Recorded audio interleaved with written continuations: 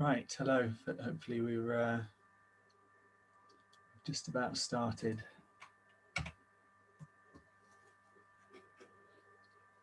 So, good morning.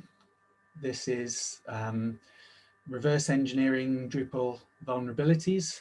My name is Drew Webber, McDruid on Drupal.org, and we'll carry on with the talk. So a little bit about me. As I say, I'm McDruid on Drupal.org. I'm a security analyst at Acquia. I'm also a member of the Drupal Security Team, and I'm a maintainer for Drupal 7. I'm co-maintainer of a handful of sort of security, mainly security-oriented modules for Drupal as well, things like ClamAV and SecKit, Security Kit. And I've been involved in Drupal for about 12 and a half years, roughly, something like that. So we're talking about reverse engineering Drupal vulnerabilities. What do I mean by Drupal vulnerabilities? So in this specific case, we're talking about the security advisories, which are issued by the Drupal Security Team. So I've got some examples of them up here. There are a few recent ones that were released for Drupal core, and then we also release security advisories for contrib, for contributed modules, which have security coverage. So specifically, we're talking about the security advisories that are published by the Drupal Security Team. So why would we be interested in reverse engineering the vulnerabilities that have advisories published about them? Well, yeah, and what do we mean by reverse engineering? So good old Wikipedia, reverse engineering is the process by which an artificial object is deconstructed to reveal its designs, architecture, code, or to extract knowledge from the object. So what we mean in this context is when a vulnerability, when details of a vulnerability are published by the Drupal Security Team, we're talking about looking at the security advisory and the information which is published about it, and being able to extract knowledge, extract information from that in order to gain more understanding of what the vulnerability is and to be able to make decisions about it. So why would we want to reverse engineer them? It's what the bad guys do. So when a vulnerability is announced in Drupal or in a contributed module, you can guarantee that bad actors will be trying to figure out what the vulnerability is all about, and be able to figure out how might they exploit the vulnerability. So we will look at them and we'll try and decide what would an attack look like. So if we have a vulnerability in Drupal, what would it look like if a bad actor were trying to exploit this? What would an attack look like? So can we monitor for those attacks coming in? If we're running a Drupal site, are we able to look at our logs or that type of thing, and be able to identify somebody that's trying to exploit one of these vulnerabilities? Obviously, one of the most important things related to that is deciding, can we block attacks for a particular vulnerability?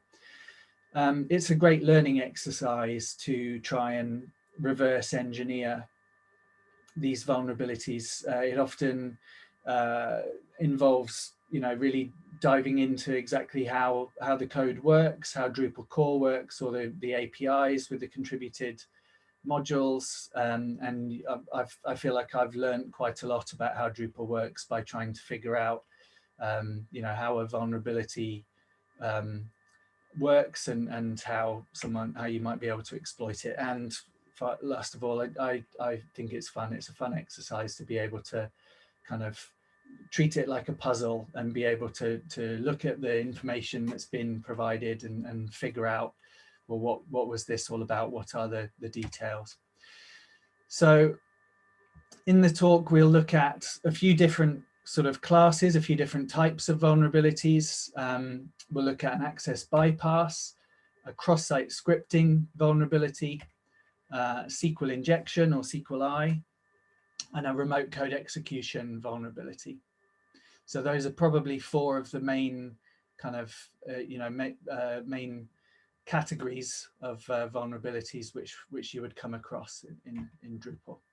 So the process that we'll follow, we'll read the security advisory that was published by the Drupal Security Team, establish the context based on that security advisory. So that will often mean, when a project has a vulnerability in it, you will often have to understand, well, how is this project supposed to work? If it's a contributed module, let's say, what does that module do? What would a site use it for? How does it normally work? We'll look at the diff. So there's a bit of looking at code in this talk. There's a certain amount of looking at what is changed when a new release comes out which fixes a security vulnerability. One of the most important things you can do is actually look at what changed in the code and then work backwards from that to try and figure out, well, if that fixes this vulnerability, what does that tell us about the vulnerability itself and how it might have been exploited? So again, yeah, how would an attacker exploit this? We'll look at if we can figure out what the vulnerability looked like and understand how it worked, then what would an exploit of this vulnerability actually be, or what would it look like? And in each case, we'll work on a basic kind of proof of concept, which is the way that you would actually come up with maybe a little test which actually proves that yes, this is how the vulnerability works, and this is how someone would exploit it.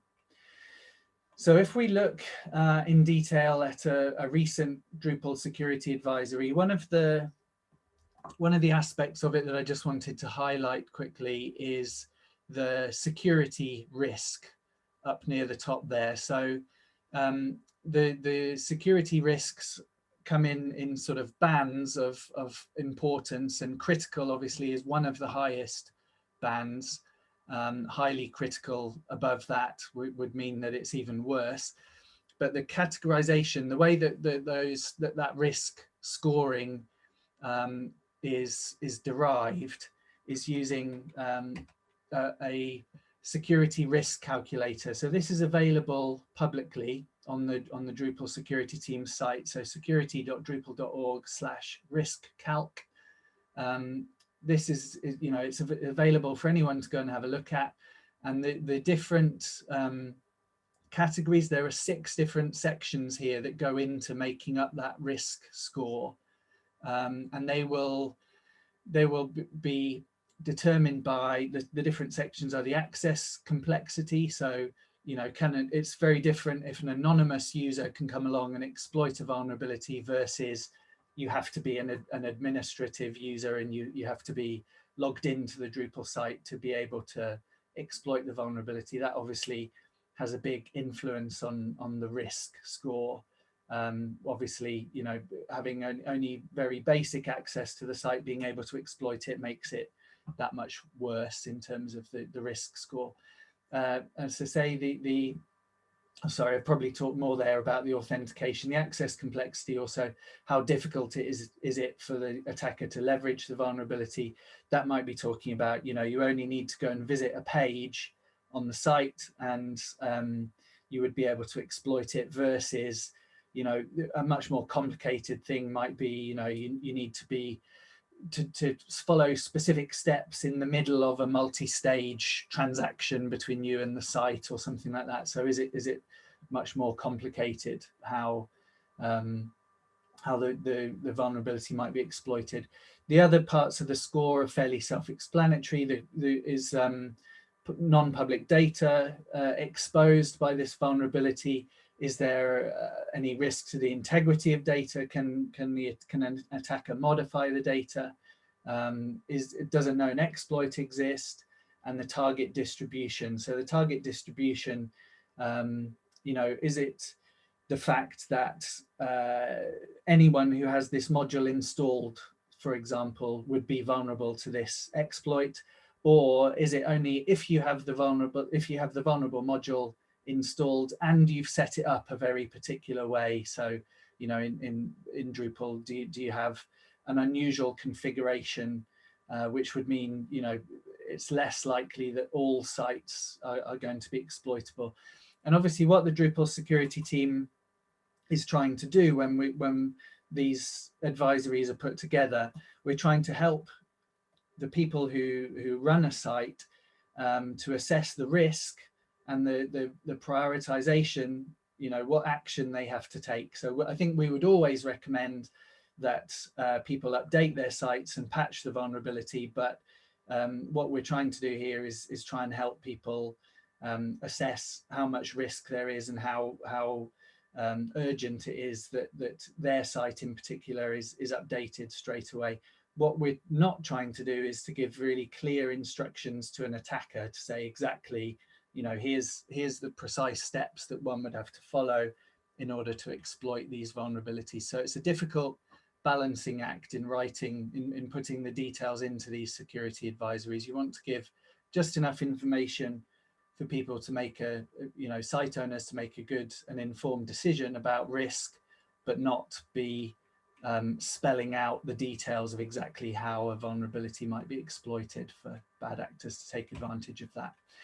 So just before we go on and start looking at the actual specific examples, I just want to make it very clear that we're not making fun of developers' mistakes here. Everybody makes mistakes. Here are some good motivational quotes about a clear conscience is usually the sign of a bad memory. So we've all made mistakes in our code. Anyone who says that they don't ever make mistakes or write vulnerable code is probably being a bit selective in their recollection, or alternatively, maybe they've never really written anything complicated or interesting, as the Einstein quote there is suggesting. So we're not making fun of any mistakes here. We're trying to look at them and learn from them, which is the methodology that we should always follow when we're analyzing security problems in the open source code. So the first vulnerability we're going to look at, this is an access bypass vulnerability. It was SA Contrib 2019-029. So this is some of the detail from the security advisory. So this is about the rabbit hole module.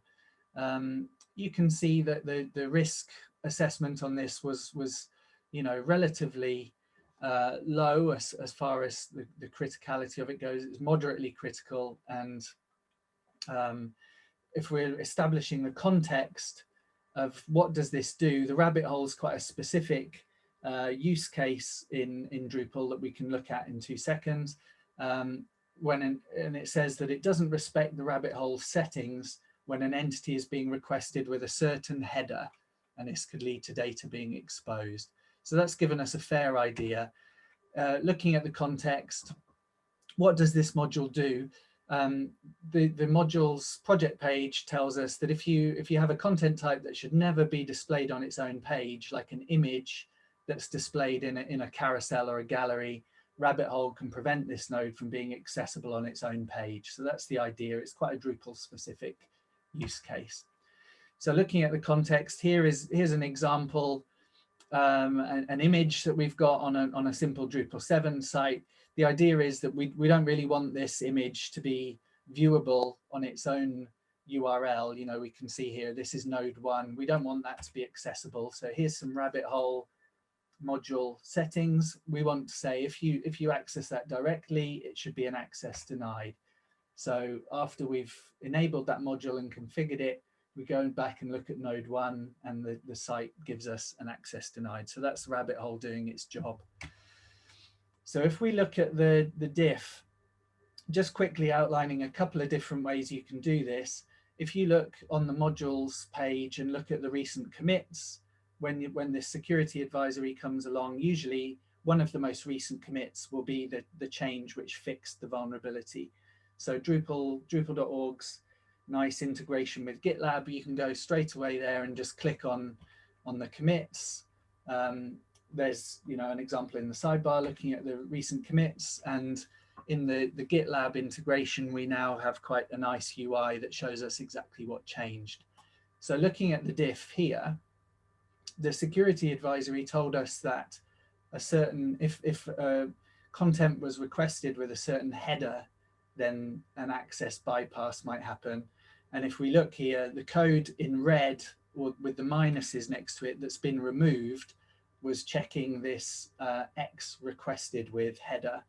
And if that was present, the comment there tells us it exits early and it won't do the rabbit hole trick of actually returning an access denied if we're not supposed to be able to access this page directly.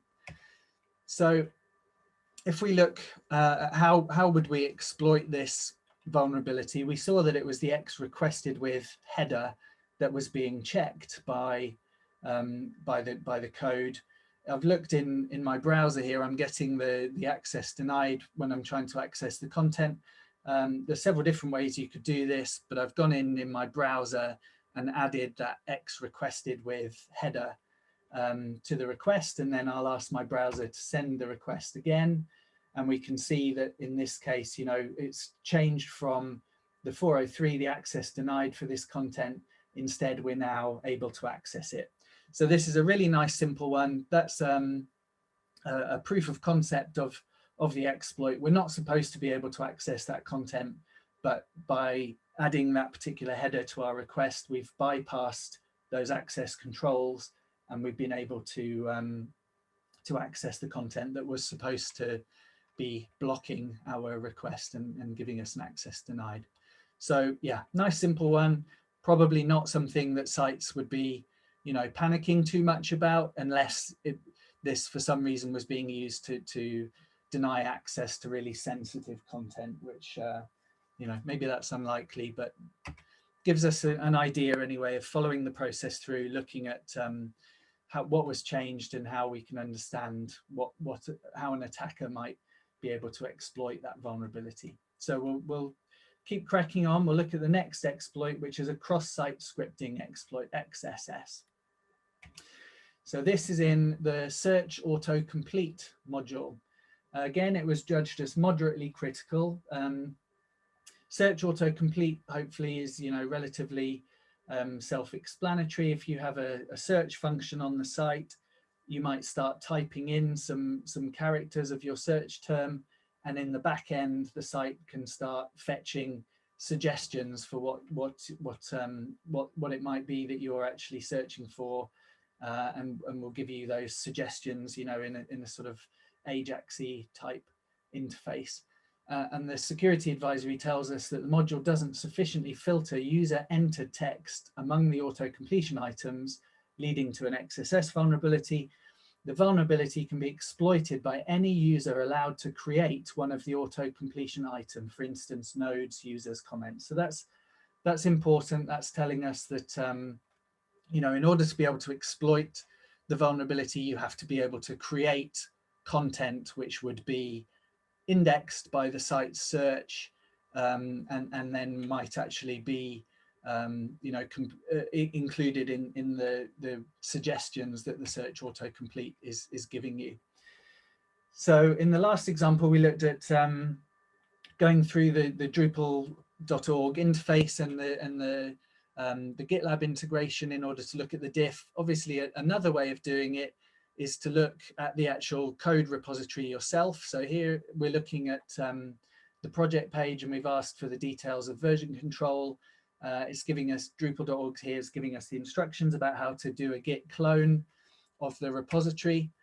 So we can go and do that and then look at the git log of the recent commits. So this is just exactly the same procedure. It's just a different way of doing it if we want to have our own local clone of the git repository. So there we can see the commit which fixed the security advisory, and we can go and have a look in you know, our Git tools. You can do a Git Diff or a Git show, whatever it is, and we can start looking at, okay, what code was actually changed here. So this one's a bit more complicated, but we can see that in the green, with the plus sign, you know, some extra filtering was added, and it looks like the filtering was added both in the back-end code, so in the PHP code, which is on the right there.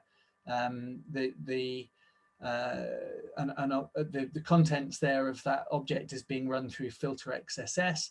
And on the left, in the JavaScript, it looks like there's also some extra filtering or escaping happening on the front end as well. So if we go and have a look, remembering that we saw in the security advisory, it said in order to exploit this vulnerability, you have to be able to create content that would be indexed by the site. So this would be, you know, it would be what we would probably call a stored XSS vulnerability, where the malicious code that we're trying to get the site to render for the users that we're attacking is going to be stored in the site's database. So one simple way of doing that, we can just go and create some nodes that have some sort of test JavaScript exploit code in here. So here's this sort of classic script tags alert. If we go and look at that node then in the autocomplete box, and we search for something that should bring that node up to us as a suggestion, it looks like it works, but my browser's not executing that JavaScript. So it looks like in that case, this is without the fix applied to the code. It looks like it's being escaped here, and we're not actually successfully running JavaScript in the victim's browser. But if we have a closer look at what's going on here, it looks like the site is sending us two versions of this content, and in one of the versions, the script tags are being escaped. We can see the angle brackets there are being, you know, have been changed to the HTML entities. So that one looks safe. But there is also another version being sent to the browser, which looks like it hasn't been escaped. So there we can actually see the fully formed script tags. So let's have a bit of a closer look. If we look at the way that in the JavaScript, there's some logic here inside the processing of the content on the left that looks like it's raw script tags is in the fields object or array here in the JavaScript. And if we look at the JavaScript code, there's some code here which is looping through those fields, and it looks a lot like there's some conditionality here that says we'll treat this a certain way, and we'll treat it differently if there is a src equals or an href equals in the value of the field which we're looking at. So I guess we can sort of surmise that maybe that would have happened. Maybe the code was trying to treat it differently and not escape or break an image tag or a link tag or something like that. But it gives us a good clue as to how we might be able to exploit this. So a very simple way, we looked at the logic, and it looked like if it had an src equals attribute in there, then maybe the logic was going to treat it differently and it wasn't going to filter it. So very crudely, we'll just stick src equals on the end of my JavaScript exploit code. And then when I go and try and search for my node again, we can see that in actual fact, the browser has executed that JavaScript. So in that case, we just had to look carefully at the logic in the code and see, you know, how was the code being treated differently when it was processing that raw output where the JavaScript wasn't escaped. So in that case, we were able to come up with an exploit there. Okay, so just pause for a moment to take a sip. Now we're going to look at a SQL injection vulnerability here.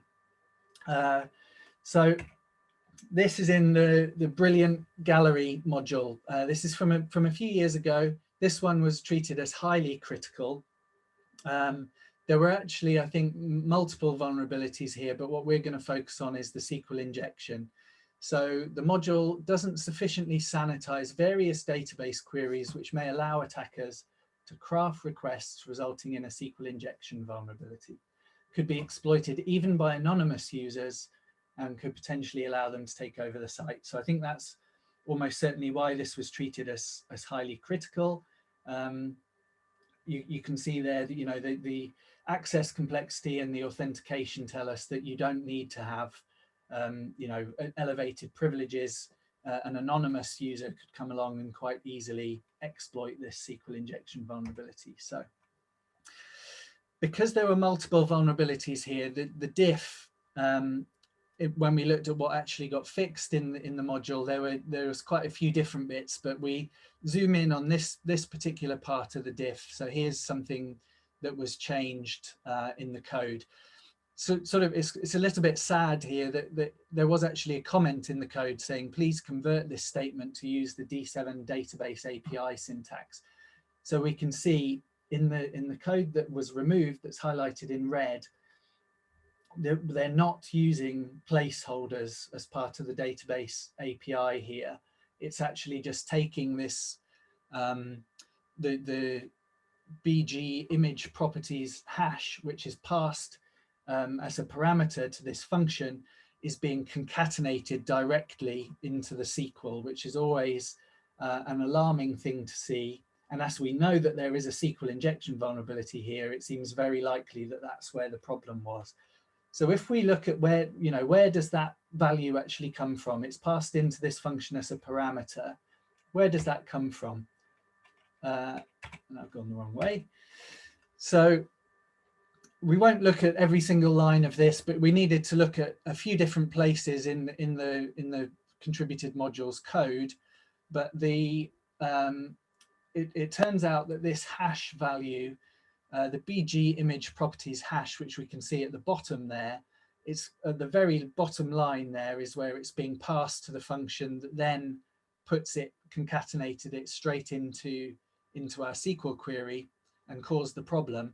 But if we look at the other parts of the code, there's a menu hook there.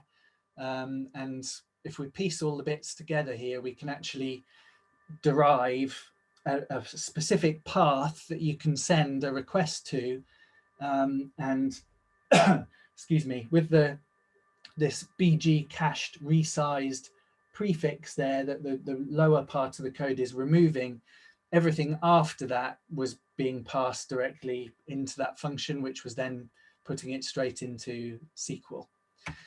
So if you look at the URL here, that's the code that we put together from reading the diff there, and we figured out if you send a request to that particular path and you put whatever SQL query you want on the end of the URL, we can see in this case, I mean, Drupal, luckily, the database API is pretty good, especially in, you know, version 7 and beyond, where it's using PDO, it's trying to use prepared statements and that sort of thing as much as possible. So a really rudimentary kind of little Bobby tables type exploit here doesn't actually work, but we can see that the SQL that we put into the URL at the top, in the error message that the browser is displaying to us, it was passed pretty directly onto the database, where we were able to stop the first query, close it off, and then actually, you know, put an update statement in, which, if the database API in Drupal was less robust, it might have actually run those two queries. So we can see exactly how we were able to throw our own SQL code at this vulnerable endpoint, vulnerable menu callback in the module. And this, you know, it's out of scope of the talk here of how you might actually be able to go from this and be able to successfully run your query against the database. Maybe you could, you know, try throwing a tool like SQL map or something at this, and it might have more success. But you can see that we're able to pass our SQL code to this endpoint, and it's being passed almost directly to the database. So this is sort of a classic SQL injection vulnerability.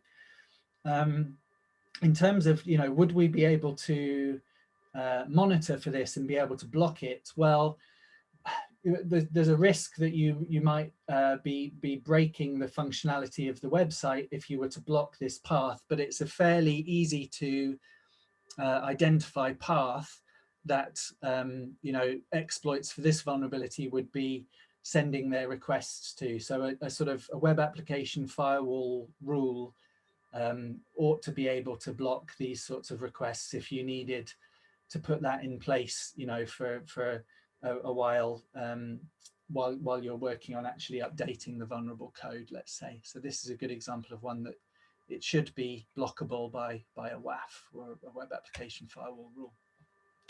So on to the last one, the remote code execution vulnerability. This one was in, excuse me, in the file field paths module. Again, it was judged as critical.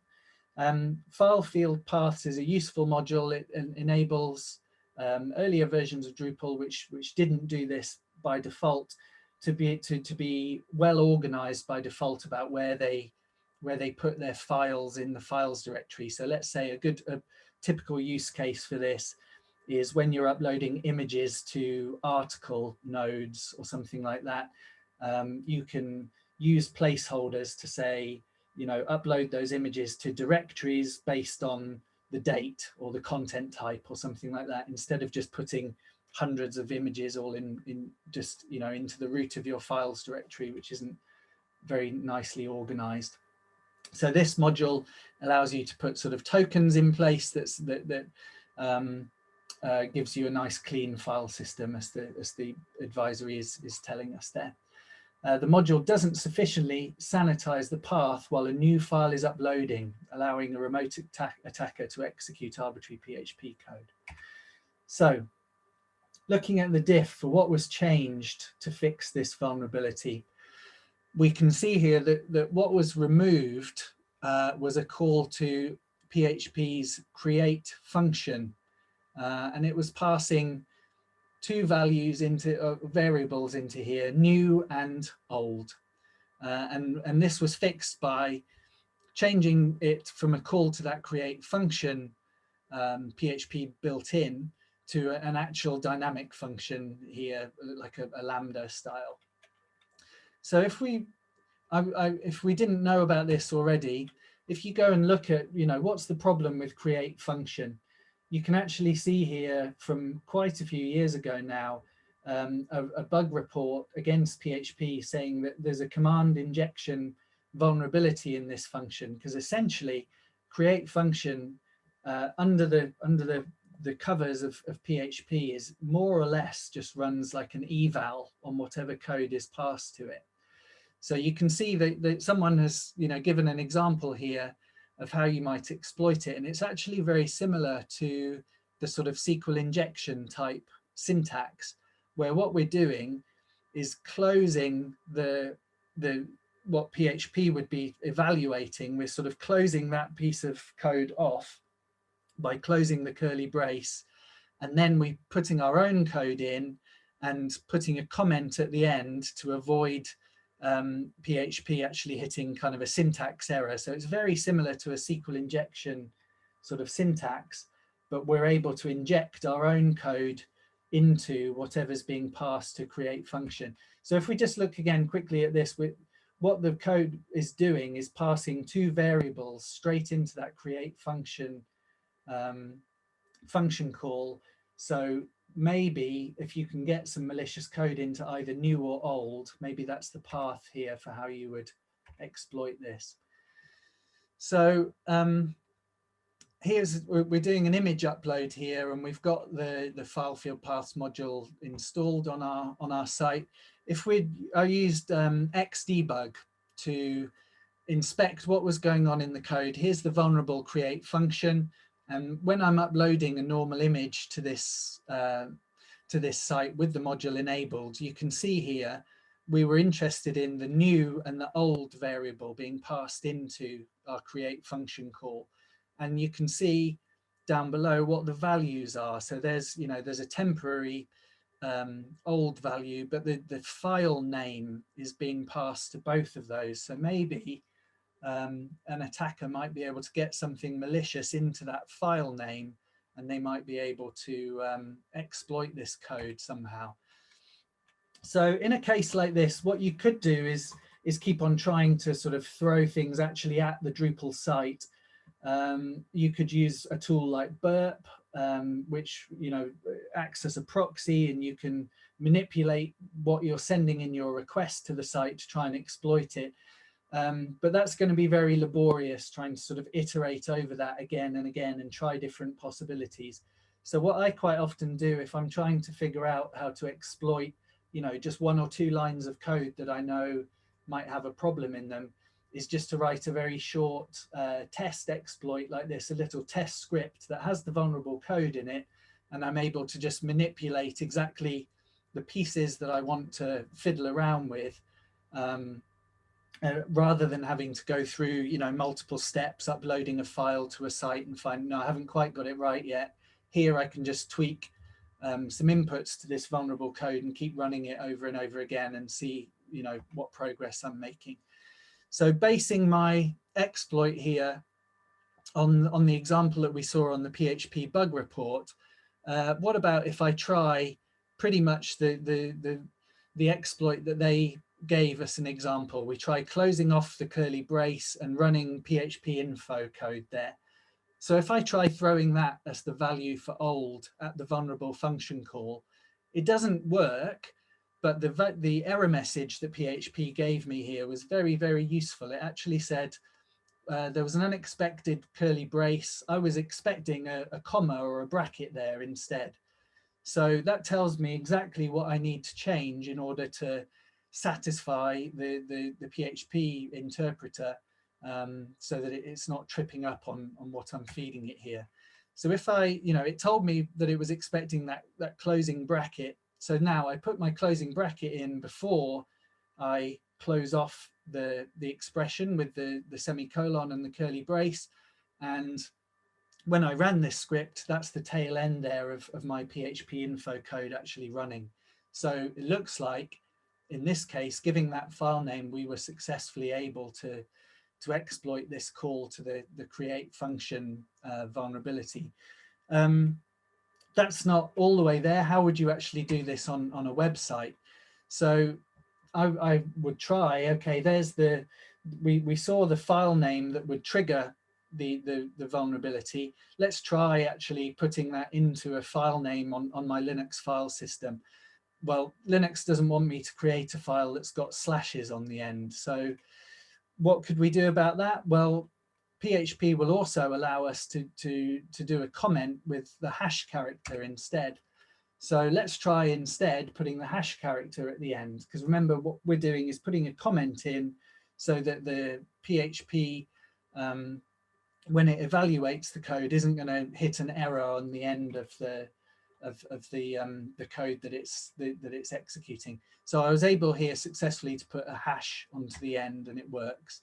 So then I tried to upload that file to the Drupal site, and it told me, oh, you're only allowed to upload, pings, GIFs, JPEGs. So a very simple tweak to our exploit is just to add .png to the end of it.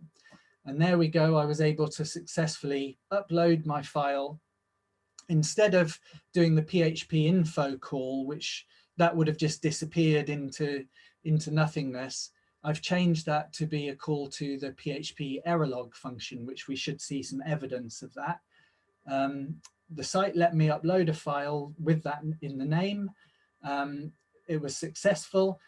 It actually tells me, the site tells me that the create function is deprecated. I believe it will be removed. I'm not sure if it's already removed in later versions of PHP, but it's kind of saying you might want to not use this function. And we can see why, because if we actually look at the error log here, that call to error log was successful. So I managed to actually execute my own code just by uploading this file with a malicious file name here. And we can see the log message that tells me my exploit code successfully ran. So I had to zip through some of that fairly quickly towards the end there, but thank you very much.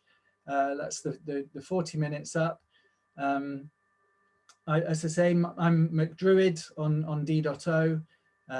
Feel free to reach out to me there if we want to discuss security issues. I'm on Drupal Slack an awful lot as well. And I'll leave you with the message there to patch your sites. So when these security advisories come out, we're very often asked, oh, is this important? Do I need to do it? That was what we talked about really, in the security advisories. We're trying to let people assess how much risk their site is at. But the simple answer is always just to, yes, you need to upgrade and fix the vulnerabilities, apply the patches as quickly as you can. Okay, thank you very much. That's time up, I think. Thanks.